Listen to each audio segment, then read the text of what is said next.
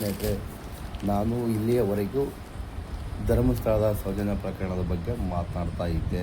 ಈಗ ನಮ್ಮ wild life ಬಗ್ಗೆ ಸಮೇತ ಸ್ವಲ್ಪ ಏನಾದರೂ ಅವೇರ್ನೆಸ್ ಮೂಡಿಸಬೇಕು.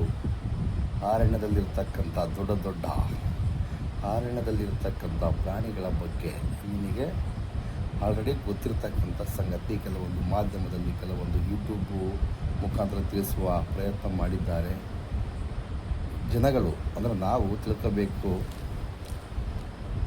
ನೋಡಿ ಸ್ನೇಹಿತರೆ, ನಾವೇನು ತಿಳ್ಕೋಬೇಕಂದ್ರೆ ವೈಲ್ಡ್ ಲೈಫ್ನ ಯಾವುದೇ ಕಾರಣಕ್ಕೂ ಡಿಸ್ಟರ್ಬ್ ಮಾಡೋಕ್ಕೆ ಹೋಗಬಾರ್ದು. ಅರಣ್ಯ ಪ್ರದೇಶದಲ್ಲಿ ನಾವು ಹೇಗೆಲ್ಲ ಇರಬೇಕು ಎಂಬುದರ ಬಗ್ಗೆ ನಿಮಗೆ ಸ್ವಲ್ಪ ನನಗೇನು ಗೊತ್ತಿದೆ ಆ ಮಾಹಿತಿ ನನಗೇನು ಗೊತ್ತಿದೆ ಆ ಮಾಹಿತಿಯನ್ನು ತಿಳಿಸೋಕ್ಕೆ ಇಷ್ಟಪಡ್ತಾ ಇದ್ದೀನಿ. ನೋಡಿ ಸ್ನೇಹಿತರೆ, ಕೆಲವೊಂದು ವನ್ಯಜೀವಿಯ ತಜ್ಞರ ಸಮೇತ ಹೇಳ್ತಾ ಇದ್ದಾರೆ, ವೈಲ್ಡ್ ಲೈಫ್ನ ಅದ್ರ ಪಾಡಿಗೆ ಅದನ್ನು ಬಿಟ್ಬಿಡ್ಬೇಕು. ಅಂದರೆ ಆನೆಗಳ ಪಾಡಿಗೆ ಆನೆಗಳನ್ನು ಬಿಟ್ಬಿಡಬೇಕು. ಅರಣ್ಯದಲ್ಲಿರ್ತಕ್ಕಂಥ ಎಲ್ಲ ಪ್ರಾಣಿಗಳಿಗೆ ಸ್ವತಂತ್ರವಾಗಿ ಬದುಕುವಂತಹ ಹಕ್ಕು ನಮ್ಮ ಪ್ರಕೃತಿನೇ ಕೊಟ್ಟಿರ್ತಕ್ಕಂಥದ್ದು. ನಾವು ಆ ಜೀವಿಗಳಿಗೆ, ಅಂದರೆ ವನ್ಯಜೀವಿಗಳಿಗೆ ಯಾವುದೇ ರೀತಿಯ ತೊಂದರೆ ಮಾಡಬಾರ್ದು. ಆಹಾರ ಇನ್ನಿತರ ವಸ್ತುಗಳನ್ನು ಅವಕ್ಕೆ ಕೊಡೋಕ್ಕೆ ಹೋಗಬಾರ್ದು. ಕೊಟ್ಟರೆ ಏನಾಗುತ್ತಂದರೆ ಅವು ಅಡಿಕ್ಟ್ ಆಗಿಬಿಡ್ತದೆ. ಅವುಗಳ ದಿನಚರಿನೇ ಬೇರೆ ಆಗುತ್ತೆ. ಇದೆಲ್ಲ ನಿಮಗೆ ಆಲ್ರೆಡಿ ಗೊತ್ತಿದೆ. ಈ ವಿಚಾರ ನಿಮಗೆ ಆಲ್ರೆಡಿ ಗೊತ್ತಿದೆ ಅಂದ್ಕೊಂಡಿದ್ದೇನೆ. ಆದರೂ ಸಮೇತ ನಾನು ನಿಮಗೆ ಏನು ಹೇಳೋಕ್ಕೆ ಇಷ್ಟಪಡ್ತಾ ಇದ್ದಂದರೆ, ದಯವಿಟ್ಟು ನೀವು ಏನಾದರೂ ಯಾವುದೇ ಒಂದು ಅರಣ್ಯಕ್ಕೆ ಹೋದರೆ ನಿಮಗೆ ಆನೆಗಳು ಮತ್ತಿತರ ಪ್ರಾಣಿಗಳು ಕಂಡು ಬಂದರೆ ದಯವಿಟ್ಟು ಅವುಗಳನ್ನು ದೂರದಿಂದಲೇ ನೋಡಿ ಸಂತೋಷಪಡಿ. ಅವುಗಳಿಗೆ ಆಹಾರ ಕೊಡುವಂತಹ ಕೆಲಸ ದಯವಿಟ್ಟು ಮಾಡೋಕ್ಕೆ ಹೋಗಬೇಡಿ. ಯಾಕಂದರೆ ಅವುಗಳಿಗೆ ಜೀವನ ಹೇಗೆ ಮಾಡಬೇಕು ಎಂಬುದು ಪ್ರಕೃತಿನೇ ಹೇಳ್ಕೊಟ್ಟಿದೆ. ಅವುಗಳ ಜನ್ಮಾಂತರದಿಂದ ಅವುಗಳಿಗೆ ಗೊತ್ತಿರ್ತಕ್ಕಂಥ ಸಂಗತಿ. ನಾವೇನು ಅವುಗಳಿಗೆ ಹೆಲ್ಪ್ ಮಾಡಬೇಕು, ನೀರು ಕುಡಿಸ್ಬೇಕು, ನಾವೇನೋ ಹೆಲ್ಪ್ ಮಾಡಬೇಕು. ಆ ಜೀವಿಗಳಿಗೆ ನೀರಿಲ್ಲ, ಅದಕ್ಕೆ ಅವು ಊರ ಹತ್ರ ಬರ್ತಾ ಇವೆ, ರೋಡ್ ಪಕ್ಕದಲ್ಲಿ ಬರ್ತಾ ಇವೆ, ಅವುಗಳಿಗೆ ಆಹಾರ ಸಿಗ್ತಾ ಇಲ್ಲ, ಹಾಗೆ ಹೀಗೆ ಅಂದ್ಕೊಂಡು ಅವುಗಳಿಗೆ ಆಹಾರವನ್ನು ಕೊಡಲಿಕ್ಕೆ ಹೋಗ್ತಾ ಇದ್ದೀವಿ. ದಯವಿಟ್ಟು ಈ ಕೆಲಸವನ್ನು ಮಾಡಬಾರ್ದು. ಯಾಕೆ ಗೊತ್ತಾ, ಅವೆಲ್ಲ ಅಡಿಕ್ಟ್ ಆಗಿಬಿಡ್ತವೆ. ನಾವು ಬಂದು ಇಲ್ಲಿ ಇದ್ಕೊಂಡ್ರೆ ನಮಗೆ ಯಾರಾದರೂ ಆಹಾರ ಕೊಡ್ತಾರೆ, ಹಾಗೆ ಹೀಗೆಲ್ಲ ಅಂದ್ಕೊಂಡು ಆ ಪ್ರಾಣಿಗಳು ಅದಕ್ಕೆ ಅಡಿಕ್ಟ್ ಆಗಿಬಿಡ್ತವೆ. ಅದರ ಮೂಲ ನಾವು ಕೆದಕಕ್ಕೆ ಹೋಗೋದೇ ಇಲ್ಲ. ನಮ್ಮ ಕೈಯಲ್ಲಿರ್ತಕ್ಕಂಥ ಬಾಳೆಹಣ್ಣು, ಕಬ್ಬು ಪಬ್ಬು ಎಲ್ಲ ಕೊಡೋಕ್ಕೆ ಹೋಗ್ತಾ ಇದ್ದೀವಿ. ದಯವಿಟ್ಟು ಇಂಥ ಕೆಲಸವನ್ನು ಮಾಡಬಾರ್ದು. ಸಾಕಿರ್ತಕ್ಕಂಥ ಅಥವಾ ಜೂನಲ್ಲಿರ್ತಕ್ಕಂಥ ಪ್ರಾಣಿಗಳಿಗೆ ಕೊಡಿ, ನಾವು ಬೇಡ ಅಂತ ಹೇಳ್ತಾ ಇಲ್ಲ. ಆದರೆ ಅರಣ್ಯ ಅಡವಿಯಲ್ಲಿರ್ತಕ್ಕಂಥ ಪ್ರಾಣಿಗಳಿಗೆ ಕೊಟ್ಟರೆ ಅವುಗಳ ದಿನಚರಿ ಬದಲಾಗುತ್ತೆ. ಅವುಗಳ ಅಭ್ಯಾಸವೂ ಸಮೇತ ಬೇರೆ ಬೇರೆ ರೀತಿಯಲ್ಲಿ ಚೇಂಜ್ ಆಗುತ್ತಾ ಹೋಗ್ತಾ ಇದೆ. ಇಂಥ ಕೆಲಸವನ್ನು ಯಾರೂ ಮಾಡೋಕ್ಕೆ ಹೋಗಬೇಡಿ. ನೀವು ಏನು ಬೇಕಾದ್ರೂ ಅಂದ್ಕೊಳ್ಳಿ, ನಾನು ಬೇಜಾರಾಗೋದಿಲ್ಲ. ಯಾಕಂದರೆ ಕೆಲವೊಂದು ಮಾಧ್ಯಮದ ಮುಖಾಂತರ ನಾನು ನೋಡ್ಕೊಂಬಂದಿದ್ದೀನಿ. ನೀಲಗಿರೀಸ್ ಎಂಬುವ ಚಿತ್ರ, ಕಿರುಚಿತ್ರ, ಡಾಕ್ಯುಮೆಂಟ್ ಚಿತ್ರ, ಅದನ್ನು ನೋಡಿ ದಯವಿಟ್ಟು ನಿಮಗೆಲ್ಲ ಅರ್ಥ ಆಗುತ್ತೆ. ವೈಲ್ಡ್ ಲೈಫ್ ಬಗ್ಗೆ ಅವರು ಕೂಲಂಕುಷವಾಗಿ ನಮ್ಮ ದೇಶದಲ್ಲಿರ್ತಕ್ಕಂಥ ಎಲ್ಲ ಪ್ರಾಣಿಗಳನ್ನು ತೋರಿಸೋ ಪ್ರಯತ್ನ ಮಾಡಿದ್ದಾರೆ. ನಾನೀಗೊಂದು ಶ್ರೀಲಂಕಾದಲ್ಲಿ ಆನೆಗಳಿಗೆ ಯಾವ ರೀತಿ ಸಹಾಯ ಮಾಡೋಕ್ಕೆ ಹೋದರೆ ಅವ್ರಿಗೆ ಏನಾಯಿತು ಎಂಬುವ ವಿಡಿಯೋವನ್ನು ಇಲ್ಲಿ ನಿಮಗೆ ತೋರ್ಸೋಕ್ಕೆ ಇಷ್ಟಪಡ್ತಾ ಇದ್ದೀನಿ. ನೋಡಿ, ಈ ವಿಡಿಯೋ ನೀವು ನೋಡಿದ ಮೇಲಾದರೂ ಚೇಂಜ್ ಆಗಿ ಯಾವುದೇ ರೀತಿಯಾಗಿ ನೀವು ಆನೆಗಳಿಗೆ ಅಥವಾ ಬೇರೆ ಯಾವುದೇ ಒಂದು ಪ್ರಾಣಿಗಳಿಗೆ ಸಹಾಯ ಮಾಡೋಕ್ಕೆ ಹೋಗಬೇಡಿ. ವೈಲ್ಡ್ ಅನಿಮಲ್ಸ್ಗೆ ಮಾತ್ರ ನಾನು ಹೇಳ್ತಕ್ಕಂಥದ್ದು. ನೀವು ಸಹಾಯ ಅಂದ್ಕೊತೀರಿ, ಅವು ಅಡಿಕ್ಟ್ ಆಗಿಬಿಡ್ತವೆ. ಇಲ್ಲೋಗಿ ನಿಂತ್ಕೊಂಡ್ರೆ ನಮಗೆ ಯಾರಾದರೂ ಬಂದು ಆಹಾರ ಕೊಡ್ತಾರೆ, ಇಲ್ಲ ನೀರು ಕೊಡ್ತಾರೆ, ಇನ್ನೊಂದು ಕೊಡ್ತಾರೆ ಅಂಥೇಳಿ ಅವು ನಮ್ಮ ಮೇಲೆ ಅವಲಂಬಿತ ಆಗ್ತವೆ. ಹಾಗಾಗಿ ಹೇಳ್ತಕ್ಕಂಥದ್ದು ನಿಮಗೆ, ದಯವಿಟ್ಟು ಯಾವುದೇ ಕಾರಣಕ್ಕೂ ನೀವು ಈ ಕೆಲಸವನ್ನು ಮಾಡೋಕ್ಕೆ ಹೋಗಬೇಡಿ. ಅವುಗಳಿಗೆ ಬದುಕುವಂತಹ ಹಕ್ಕು ಇದ್ದೇ ಇದೆ. ಆದರೆ ನಾವು ವನ್ಯಜೀವಿಗಳಿಂದ ನಮ್ಮಿಂದ ಅವು ಬದುಕುವಂಥ ಚಾನ್ಸೇ ಇಲ್ಲ. ಆದರೆ ನಾವೇ ಮಾಡ್ತಾಯಿದ್ದೀವಿ, ನಮ್ಮಿಂದ ಅವು ಅಂಥೇಳಿ, ನಮ್ಮಿಂದ ಪ್ರಾಣಿಗಳು ಅಂಥೇಳಿ ನಾವು ಅವಕ್ಕೆಲ್ಲ ಆಹಾರವನ್ನು ಕೊಡುವಂಥ ಕೆಲಸ ಮಾಡ್ತಾಯಿದ್ದೀವಿ. ದಯವಿಟ್ಟು ಇಂಥ ಕೆಲಸ ಮಾಡೋಕ್ಕೆ ಹೋಗ್ಬಿಡಿ. ಸಾಕಿರುವಂಥ ಆನೆಗಳಿಗೆ ನೀವು ಸಹಾಯ ಮಾಡಿ, ಇಲ್ಲ ಏನಾದರೂ ಊಟಕ್ಕೆ ಇಲ್ಲ ನೀರಿಗೆ ಏನಾದರೂ ವ್ಯವಸ್ಥೆ ಮಾಡಿ, ನಾವು ಬೇಡ ಅಂತ ಹೇಳ್ತಾ ಇಲ್ಲ. ಆದರೆ ವನ್ಯಜೀವಿಗಳನ್ನು ಕಂಡಾಗ ಕಣ್ಣು ತುಂಬ ನೋಡಿ ಸಂತೋಷ ಪಡ್ರಿ. ಅದನ್ನು ಬಿಟ್ಟು ನೀವು ಏನೇ ಒಂದು ಕೆಲಸ ಮಾಡೋಕ್ಕೆ ಹೋದರೆ ಅದು ನಿಮಗೆ ಉಲ್ಟ ಆಗ್ಬೋದು. ಅರಣ್ಯಕ್ಕೆ ಹೋದರೆ ಹೋದರೆ ಮೈಯೆಲ್ಲ ಎಚ್ಚರವಾಗಿರಿ, ಇಲ್ಲಂದರೆ ನಿಮಗೆ ಗುನ್ನ ಇಲ್ಲ ನಿಮ್ಮ ಪ್ರಾಣಕ್ಕೆ ಆಪತ್ತು ಬರುವುದೊಂದು ಗ್ಯಾರಂಟಿ. ನೋಡಿ, ಈ ಆನೆ ಯಾವ ಥರ ಎಲ್ಲ ಮಾಡ್ತಾಯಿದೆ, ದಯವಿಟ್ಟು ಇದನ್ನು ನೋಡಿ, ನಿಮಗೆಲ್ಲ ಗೊತ್ತಾಗುತ್ತೆ. ನೋಡಿ ನೋಡಿ ನೋಡಿ ನೋಡಿ ಯಾವ ಥರ ಆಗ್ತಾಯಿದೆ ಇಲ್ಲೆಲ್ಲ. ಹೌದಲ್ವ ಸ್ನೇಹಿತರೆ, ನಾನು ಹೇಳ್ತಕ್ಕಂಥದ್ದು ಸರಿ ಇದೆಯಲ್ವ? ಆನೆಗಳು ರಸ್ತೆಯ ಪಕ್ಕದಲ್ಲಿ ಯಾವ ರೀತಿ ಬಂದು ನಿಂತ್ಕೊಂಡು ಜನಗಳು ಬಂದು ಹೋಗುವುದನ್ನು ನೋಡ್ತವೆ. ಅವರೇನಾದರೂ ಕೊಡ್ತಾರೋ ಬಿಡ್ತಾರೋ ಅಂತ ನೋಡ್ತವೆ. ನೋಡಿ, ಕಾರುಗಳ ಮೇಲೆ, ಲಾರಿಗಳ ಮೇಲೆ, ಬಸ್ಗಳ ಮೇಲೆ ಅಟ್ಯಾಕ್ ಮಾಡ್ತಾ ಇವೆ. ಯಾಕಂದರೆ ಇದರಲ್ಲಿ ಏನಾದರೂ ಆಹಾರ ಇದೆಯಾ, ನಮಗೆ ಏನಾದರೂ ಸಿಗುತ್ತಾ ಎಂಬುವ ಉದ್ದೇಶದಿಂದ ಅವು ಪ್ರಾಣಿಗಳು ರಸ್ತೆಯ ಪಕ್ಕದಲ್ಲಿ ಬಂದು ನಿಂತ್ಕೊಳ್ಳುವಂಥ ಕೆಲಸ ಮಾಡ್ತಾ ಇವೆ.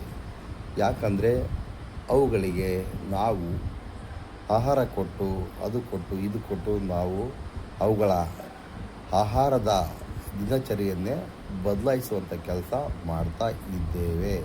ದಯವಿಟ್ಟು ಈ ಕೆಲಸವನ್ನು ಮಾಡಬೇಡಿ. ವನ್ಯಜೀವಿಗಳ ರಕ್ಷಣೆ ನಮ್ಮ ಹೊಣೆ. ಆನೆಗಳನ್ನು ಪ್ರೀತಿಸಿ, ಆನೆಗಳನ್ನು ನೋಡಿ ಸಂತೋಷಪಡಿ. ಆದರೆ ನೀವುಗಳು ಆನೆಗಳಿಗೆ ಆಹಾರ ಕೊಡುವುದನ್ನು ಯಾವುದೇ ಕಾರಣಕ್ಕೂ ಮಾಡಕ್ಕೆ ಹೋಗಬೇಡಿ. ದಯವಿಟ್ಟು ಈ ವಿಡಿಯೋದ ಮುಖಾಂತರ ನಿಮಗೆ ಏನು ತಿಳಿಸೋಕೆ ಇಷ್ಟಪಡ್ತಾ ಇದ್ದಂದರೆ, ವನ್ಯಜೀವಿಗಳನ್ನು ಸಂರಕ್ಷಣೆ ಮಾಡುವುದು ನಮ್ಮ ಹಕ್ಕು. ಅವುಗಳನ್ನು ಸೋಮಾರಿಗಳ ಥರ ನಾವು ಟ್ರೀಟ್ ಮಾಡಬಾರ್ದು. ನಾವು ಮಾಡುವುದಕ್ಕೆ ಹೊರಟಿದ್ದೇವೆ. ದಯವಿಟ್ಟು ಈ ಕೆಲಸವನ್ನು ಮಾಡಬೇಡಿ. ಈ ವಿಡಿಯೋ ಮುಖಾಂತರ ನಿಮಗೇನಾದರೂ ವನ್ಯಜೀವಿಗಳ ಬಗ್ಗೆ ಆಸಕ್ತಿ ಮೂಡಿದರೆ ಕಾಮೆಂಟ್ ಮಾಡಿ ತಿಳಿಸಿ. ನೋಡಿ ಸ್ನೇಹಿತರೆ, ನಾನು ಹೇಳ್ತಕ್ಕಂಥದ್ದಿಷ್ಟೇ. ವನ್ಯಜೀವಿಗಳನ್ನು ಅವುಗಳ ಪಾಡಿಗೆ ಅವುಗಳನ್ನು ಬಿಟ್ಟು ನಾವು ಸುಮ್ಮನೆ ಅವುಗಳ ಚಲನವಲನಗಳ ಮೇಲೆ ನಿಗಾ ಇಟ್ಟು ನೋಡಿ, ಅದರ ಬಗ್ಗೆ ರಿಸರ್ಚ್ ಮಾಡಿ, ಇನ್ನೊಂದು ಮಾಡಿ ನಾವು ಬೇಡ ಅಂತ ಹೇಳ್ತಾ ಇಲ್ಲ. ಆದರೆ ಅವುಗಳಿಗೆ ಯಾವುದೇ ರೀತಿಯಿಂದ ನೀವು ತೊಂದರೆ ಮಾಡುವುದಕ್ಕೆ ಹೋಗಬೇಡಿ. ನೋಡಿ ನೋಡಿ ನೋಡಿ ಆ ಆನೆ ಬಸ್ಸಿನ ಮೇಲೆ, ಕಾರುಗಳ ಮೇಲೆ ಹೇಗೆಲ್ಲ ದೌರ್ಜನ್ಯ ಮಾಡ್ತಾ ಇದೆ. ಅದು ದೌರ್ಜನ್ಯ ಅಲ್ಲ, ಅವುಗಳಿಗೆ ನಾವು ಆಹಾರದ ಆಮಿಷ ಹೊಡ್ತಾ ಇದ್ದೀವಿ ಅಂದ್ಕೊಂಡಿದ್ದೀನಿ ಸ್ನೇಹಿತರೆ. ಹೌದಲ್ವಾ? ನೋಡಿ ನೋಡಿ ನೋಡಿ ನೋಡಿ ಆನೆಗಳು ಹೇಗೆಲ್ಲ ನಮ್ಮ ಕಾರುಗಳ ಮೇಲೆ, ನಮ್ಮ ಬಸ್ಗಳ ಮೇಲೆ ಅಟ್ಯಾಕ್ ಮಾಡ್ತಾ ಇವೆ. ನೋಡಿ ನೋಡಿ ಹೇಗೆಲ್ಲ ಎತ್ತಾ ಇದೆ. ಅದರ ಉದ್ದೇಶ ಒಂದೇ, ಜನಗಳ ಮೇಲೆ ಅದಕ್ಕೆ ದ್ವೇಷ ಇಲ್ಲ.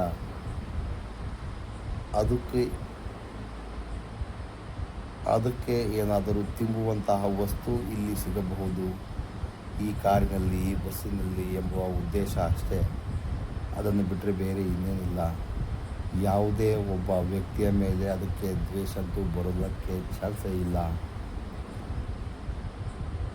ಏಕೆಂದರೆ ಜನಗಳ ಸ್ನೇಹಿ ಆನೆಗಳು ಕೆಲವೊಂದು ಟೈಮಲ್ಲಿ, ಕೆಲವೊಂದು ಹೊತ್ತಿನಲ್ಲಿ ನಿಮ್ಮ ಮೇಲೆ ಸಿಟ್ಟು ಪ್ರದರ್ಶನ ಮಾಡಬಹುದು ಅಷ್ಟೇ. ಅದರ ಪಾಡಿಗೆ ಅದು ಇರ್ತಕ್ಕಂಥ ಜೀವಿ. ಅದು ದೂರವಾಗಿರ್ತಕ್ಕಂಥ ಪ್ರಾಣಿ, ಜನಗಳಿಂದ ದೂರ ಇರತಕ್ಕಂಥ ಪ್ರಾಣಿ.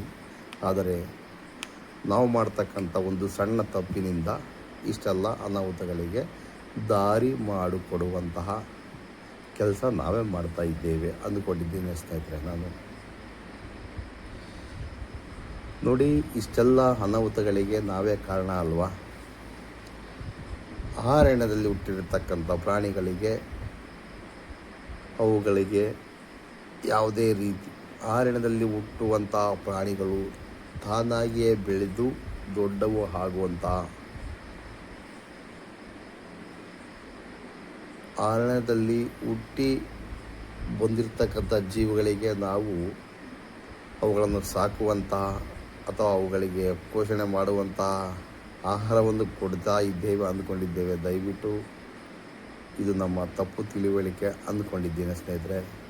ಅವುಗಳಿಗೆ ಜೀವನ ಮಾಡುವುದು ಹೇಗೆ, ಬಿಡುವುದು ಹೇಗೆ ಎಂಬುದರ ಬಗ್ಗೆ ಗಮನ ಇದ್ದೇ ಇರ್ತದೆ. ಅದು ನ್ಯಾಚುರಲ್, ಪ್ರಕೃತಿಯಿಂದಲೇ ಬಂದಿರತಕ್ಕಂಥದ್ದು. ನಾವೇನು ಅವಕ್ಕೆ ಹೆಲ್ಪ್ ಮಾಡಬೇಕು, ಹಾಗೆ ಮಾಡಬೇಕು, ಹೀಗೆ ಮಾಡಬೇಕು ಎಂಬುದು ತಪ್ಪು ಎಂಬುವ ಕಲ್ಪನೆ ನಮ್ಮದು. ನೋಡಿ ಸ್ನೇಹಿತರೆ, ಮನುಷ್ಯರ ಆನೆಗಳ ಮಧ್ಯೆ ಸಂಘರ್ಷ, ಹುಲಿಗಳ ಮಧ್ಯೆ ಸಂಘರ್ಷ, ಕರಡಿಗಳ ಮನುಷ್ಯರ ಮಧ್ಯೆ ಸಂಘರ್ಷ, ಹಾಗೆ ಹೀಗೆಲ್ಲ ಕೆಲವೊಂದು ಮಾಧ್ಯಮದಲ್ಲಿ ಬರ್ತಕ್ಕಂಥದ್ದೆಲ್ಲ ನೀವು ನೋಡಿದ್ದೀರಿ. ದಯವಿಟ್ಟು ಅರಣ್ಯಕ್ಕೆ ಹೋಗಿ ಎಂಜಾಯ್ ಮಾಡಿ.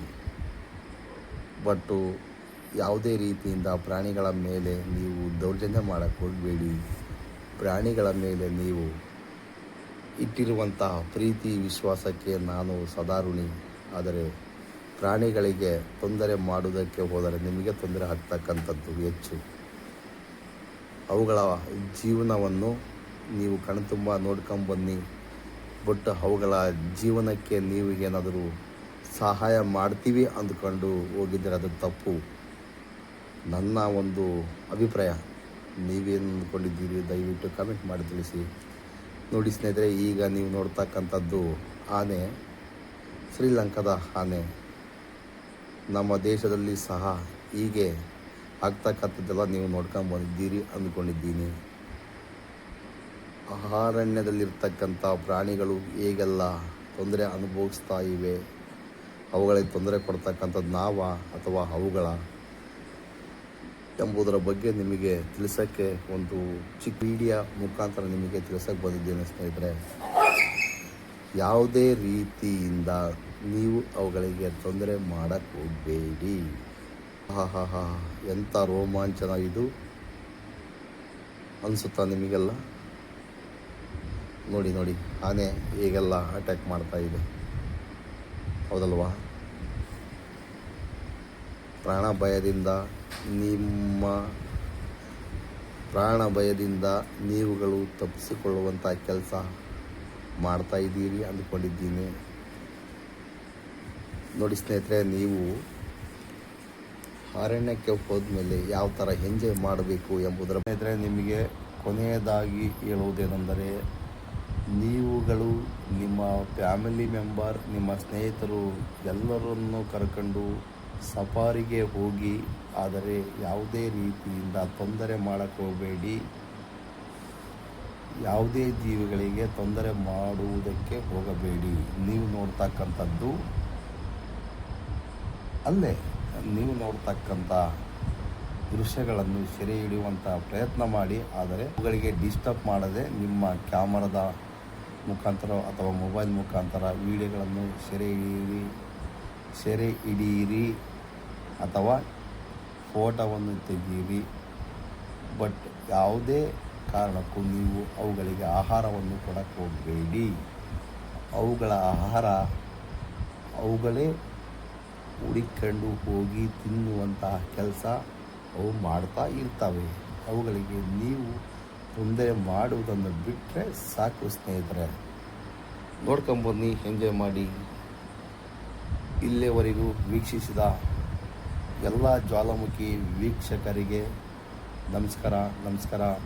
ಮುಂದಿನ ವಿಡಿಯೋದಲ್ಲಿ ಸಿಗೋಣ ಸ್ನೇಹಿತರೆ. ನಮಸ್ಕಾರ.